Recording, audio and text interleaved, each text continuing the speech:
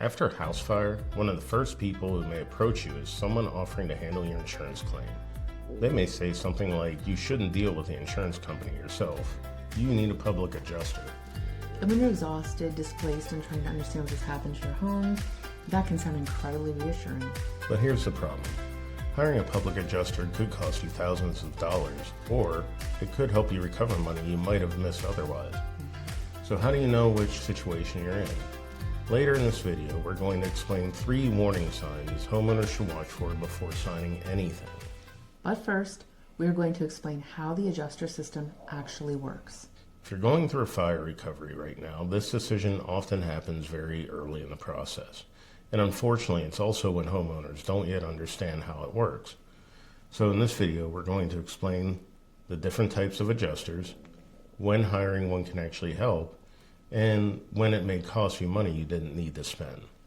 And we'll also share how we handled this decision after both our fires, because the first time we really didn't understand the process, which of course cost us money and resulted in our not advocating for ourselves as we could have. The second time, we understood it much better. I don't know that we made the right decision the second time, but I think it was the right decision for us. With damage to your home, you are now managing claims, damage assessments, repair estimates, contents inventories, your temporary housing, the insurance adjuster, a public adjuster, independent adjusters. And if you've never dealt with insurance claims before, that becomes overwhelming. That was definitely true for us after our first fire. After our first fire, we didn't hire a public adjuster, but honestly, that wasn't a carefully researched decision.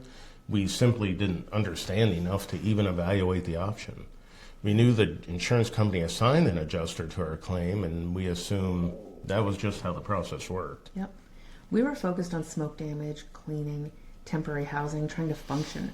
Hiring someone else to represent the claim wasn't even something we thought about. Looking back now, we realize many homeowners are in exactly that position. They're simply trying to survive the first few weeks after the fire.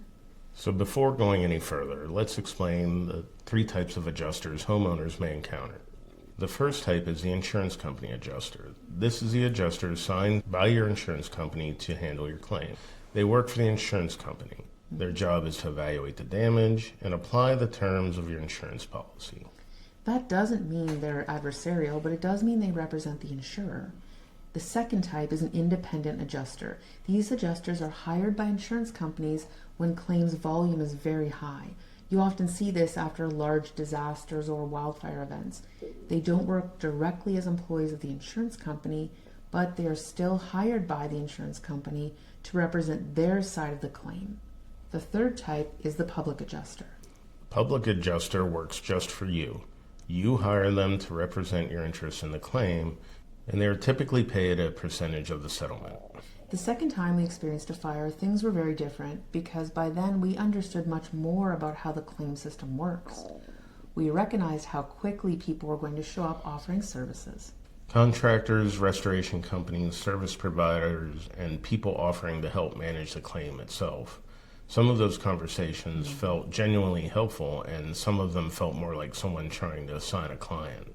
And when you're standing there in shock after a fire, that can be very disorienting. Because you don't always know whether someone is helping you think clearly or trying to get you to sign something quickly to obtain a client. Keep in mind, the better they are at getting you to sign on, the more clients they likely have, which can mean you are one of many claims they're working on. In a few minutes, we'll talk about the 3 red flags homeowners should watch for before signing anything. These are things we didn't understand the first time we went through a fire, and knowing them can help slow you down and make a better decision. After the second fire, we chose not to hire a public adjuster. Not because public adjusters are always a bad idea, but because at that point I felt comfortable managing the claim myself. I had spent time understanding the process, and I was willing to document things carefully. Project management is part of my career, so it felt natural for me to take this on. Scott tracked communication, reviewed estimates, and stayed organized. Very organized, with hours and hours spent over spreadsheets and keeping communication flowing between all the involved companies and individuals. It was a lot of planning, but having been through it already, he knew what needed to be done and how it could save us thousands, which he did. And the choices we made with those thousands has been a game changer for us. It was a lot of work and would not have been as successful if we had not already been through the process and seen the mistakes made by the professionals working with us the first time. So for us, hiring a public adjuster didn't feel necessary, but that decision will be different for every homeowner. There are situations when a public adjuster may be absolutely helpful. If the claim is very large, if the damage is complex, if the insurance company is pushing back on major parts of the loss, or if the homeowner simply does not have the time or the energy to manage the claims process. If organization is not your forte, if you're easily stressed, anxious, or if you know you'll get angry when the claims process stalls or professionals do not get back to you in a timely way, you may find managing this yourself not worth it. We watch people we know who cannot handle the stress of insurance claims waste money with their anxiety and panic because they cannot simply wait for the process to unfold. They make impulsive financial decisions, sign quickly without having all the facts, and assume that correcting professionals or advocating for themselves is adversarial. It is not. Large claims can become very technical. Building code requirements, complex damage assessments, detailed inventory losses. In those situations, experienced representation can sometimes help move the claim forward and get you more money. Most public adjusters will work on a contingency fee, so that means they receive a percentage of the claim payout, and that percentage is typically from 5 to 15%.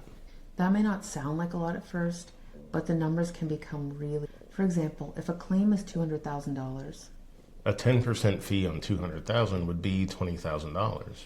So homeowners should understand that math before signing. Understanding that the value of your home is not necessarily related to the cost of recovery. Our first fire had no visible flame damage, and the entire claim ended up being close to $200,000. We had paid $247,500 for the house. The total cost to the insurance company on our second claim was over $100,000 more than we paid for that house, with structural damage being reserved to the back deck, roof, and my office. This is why your decision to use an adjuster is important. So, let's talk about the 3 red flags homeowners should watch for. These don't automatically mean someone is dishonest, but there are situations where we would recommend slowing down and logically evaluating your choice. Red flag number 1, pressure to sign immediately. If someone tells you that you must sign immediately, don't. You are allowed to take time to understand what you're signing, to think about the facts and understand what the contract means. Nothing is going to happen quickly, so you don't need to sign today. Red flag number 2, huge promises. If someone promises they can dramatically increase your payout or get you money fast, that's another moment to slow down. Claims can be negotiated, but no one can guarantee a result before documentation even begins. The goal is not to cheat the system and get more money. You want an advocate who will ensure you are compensated for all of your losses, no more and no less. You do not need to get your money fast. Remember, we're going to teach you how you can leverage this money to change your future. If you are eager to get checks, slow down. You're going to need to learn patience and endurance if you want to use this crisis to change your life. It will, it can, we will show you how. And red flag number 3, discouraging you from understanding the claim. Even if you hire a public adjuster, you should still understand what's happening in your claim. It is your home, it is your belongings, and it's your policy. Put your policy into AI and ask it to explain it to you like you're a 9th grader. Remember, different policies will pay out differently, and you need to understand what you are entitled to. Take time to talk to your insurance company and understand before you sign with the adjuster. We're actually curious about something. If you've gone through a fire recovery before, did anyone approach you offering to handle your insurance claim? And if they did, how did you decide what to do? Sharing those experiences in the comments below may help other homeowners understand what to expect.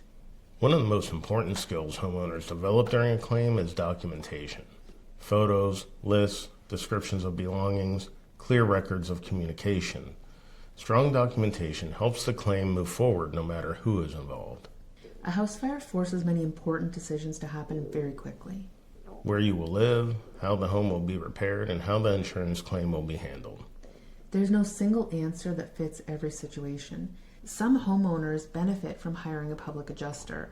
Others may manage the claim themselves. What matters most is understanding the insurance process and system before signing anything. In the next video, we're going to talk about the mistakes we made after our house fires. We made a lot of mistakes after the first house fire and a surprising few new ones after the second house fire. The biggest overlooked opportunity we made during the first house fire could have changed our lives dramatically for years, but we had not yet even heard of it. So if you're navigating recovery right now, continue the next video to take this just one step at a time. And don't forget to subscribe.